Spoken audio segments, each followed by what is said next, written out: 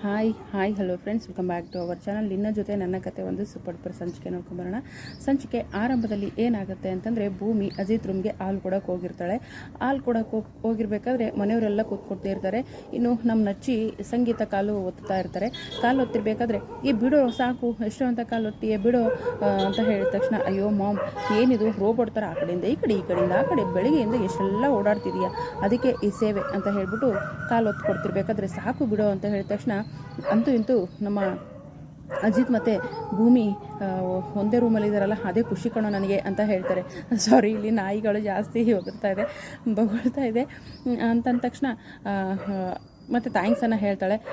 ಯಾಕೆ ma'am thanks ಅಂದಾಗ, ಅದೇ ಕಣೋ ನಮ್ಮ ಅಜಿತ ಭೂಮಿನ ಒಂದೇ ರೂಮಲ್ಲಿ ಸೇರಿಸಿದ್ರಲ್ಲ, ಅದಕ್ಕೆ ಖುಷಿ ಆಗ್ತಿದೆ ಅಂತ ಹೇಳಿ ಸಂಗೀತ ಹೇಳಿದಾಗ, ಇದಕ್ಕೆಲ್ಲ ಕಾರಣ ಮಾವನೇ ಅಲ್ವಾ, ಮಾವ ಮತ್ತು ಸತ್ಯಣ್ಣ ಪ್ಲ್ಯಾನ್ ಮೋಮ್ ಅಂತ ಹೇಳಿದ ತಕ್ಷಣ, ಹೌದು ಕಣೋ ಅವರಿಬ್ಬರು ಖುಷಿಯಾಗಿದ್ದರೆ ಸಾಕು ಅಂದ ತಕ್ಷಣ, ಅವರೇನೋ ರೂಮ್ಗೆ ಹೋಗಿದ್ದಾರೆ, ಆದರೆ ಭೂಮಿ ಅಲ್ಲೇ ಇರ್ತಾಳೆ ಅನ್ನೋದೇ ನಂಗೆ ಡೌಟಪ್ಪ ಅಂತ ಹೇಳಿದ ತಕ್ಷಣ, ಯಾಕೋ ಸತ್ಯ ಹಾಗೆ ಹೇಳ್ತಿದ್ಯಾ ಅಂತ ಹೇಳ್ಬಿಟ್ಟು ನಮ್ಮ ಶ್ರವಣ್ ಸಾಹೇಬ್ರು ಹೇಳ್ತಾರೆ.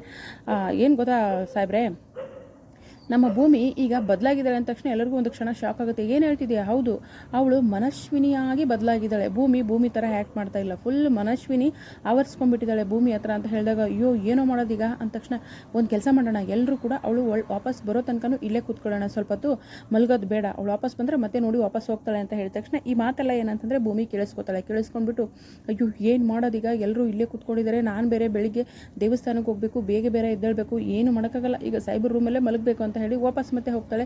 ಇದು ಯಾರು ಬರೆದ ಕತೆಯೋ, ನನಗಾಗಿ ಬಂದ ವ್ಯತೆಯೋ ಅಂತ ಹೇಳ್ಬಿಟ್ಟು ಅಜಿತ್ ಅವರು ಸಾಂಗ್ ಆಡ್ತಾ ಇರ್ತಾರೆ. ಯಾಕಂದರೆ ಭೂಮಿ ಹೋಗಿರ್ತಾಳಲ್ವ, ವಾಪಸ್ ಬಂದು ಡೋರನ್ನು ಕ್ಲೋಸ್ ಮಾಡಿ ಚಿಲ್ಕ ಎಲ್ಲ ಹಾಕ್ತಾಳೆ. ಹಾಕಿದ ತಕ್ಷಣ, ಏನಿದು ಮತ್ತೆ ಓದ್ದಾರಿಲಿ ಹಂಗೆ ರಿವರ್ಸ್ ಬಂದುಬಿಟ್ಟಿಯಾ ಅಂತ ಕೇಳಿದ ತಕ್ಷಣ, ಅದು ಸಾಬ್ರೆ ಏನಿಲ್ಲ, ಲೋಟ ಬಿಟ್ಟೋಗಿದ್ನಲ್ಲ, ಲೋಟ ತಗೊಂಡು ಹೋಗಿ ಬಂದೆ, ಹಾಲಿನ ಲೋಟ ಅಂತ ಹೇಳ್ತಾರೆ. ಓ ಹೌದಾ, ಲೋಟ ತೊಗೊಂಡೋಗಿ ಹೋದ್ರೆ ಚಿಲ್ಕ ಯಾಕೆ ಹಾಕ್ದೆ ಅಂತ ಕೇಳ್ತಾರೆ. ಸೊ ಹೀಗೆ ಇಬ್ಬರ ಮಧ್ಯೆ ಒಂದು ಸ್ವಲ್ಪ ಮಾತುಕತೆಗಳು ನಡೀತಾರೆ. ತುಂಬ ಸತಾಯಿಸ್ತಾರೆ ಅಜಿತ್ ಭೂಮಿಗೆ, ತುಂಬ ಸತಾಯಿಸ್ತಾರೆ. ತಕ್ಷಣ, ಸಾಹೇಬ್ರೆ ಪ್ಲೀಸ್ ಸಾಹೇಬ್ರೆ, ನೀನು ಕಾಲು ಮುಗಿತೀನಿ, ನಾನು ಮಲ್ಗೋಕೆ ಬಿಡಿ ಸಾಹೇಬ್ರೆ ಅಂತ ಹೇಳ್ತಾಳೆ. ಸೊ ಇಬ್ಬರು ಕೂಡ ಮಲಗ್ತಾರೆ, ತುಂಬ ಖುಷಿ ಆಗುತ್ತೆ. ಸೊ ಭೂಮಿ ನನ್ನ ಮಿಸ್ ಮಾಡ್ಕೊಂಡ ಅಂದ ತಕ್ಷಣ, ಇಲ್ಲ ಸಾಹೇಬ್ರೆ ಯಾಕಾದರೂ ಬಂದರು ಪಾಠ ಕೊಡೋಕೆ ಅಂತ ಹೇಳ್ಬಿಟ್ಟು, ಈ ರೀತಿ ಎಲ್ಲ ಸುಮ್ಮನೆ ಹೀಗೆ ಒಬ್ರಿಗೊಬ್ರು ಕಾಲು ಎಳ್ಕೊತಾ ಇರ್ತಾರೆ, ಮತ್ತು ಮಿಸ್ ಮಾಡ್ಕೋತಾ ಇರ್ತಾರೆ, ಮಾತಾಡ್ತಾರೆ, ತುಂಬ ಹೊತ್ತು ಮಾತಾಡಿ ಆಮೇಲೆ ಏನಾಗುತ್ತೆ ಅಂತಂದರೆ, ಸೊ ಮಲಗ್ತಾರೆ. ಅಯ್ಯೋ ಸಾಹೇಬ್ರೆ ಅಂತ ಹೇಳ್ಬಿಟ್ಟು ಪಟ್ಟಂತ ಎದ್ದು ಕೂತ್ಕೋತಾಳೆ. ಏನಾಯಿತು ಭೂಮಿ ಅಂತ ಕೇಳ್ತಾರೆ. ಅದು ನಮ್ಮನೇಲಾದರೂ ಒಂದು ಗೋಡೆ ಕಟ್ಕೊಡ್ತಿದ್ವಲ್ಲ, ಗೋಡೆ ದಿಂಬು, ಇಲ್ಲಿ ದಿಂಬೆ ಇಲ್ವಲ್ಲ ಅಂದ ತಕ್ಷಣ, ಹೋಗಿ ನಿಂಗವಜ್ಜನೆ ಕೇಳು, 2 ಕೊಟ್ಟು ಕಳಿಸ್ತಾರೆ ಅಂತ ಹೇಳಿದ ತಕ್ಷಣ ಇಬ್ಬರು ಮಲಗ್ತಾರೆ. ಮತ್ತು ಬೆಳಿಗ್ಗೆ ಬೇಗ ಎದ್ದೇಳ್ತಾಳೆ ಭೂಮಿ.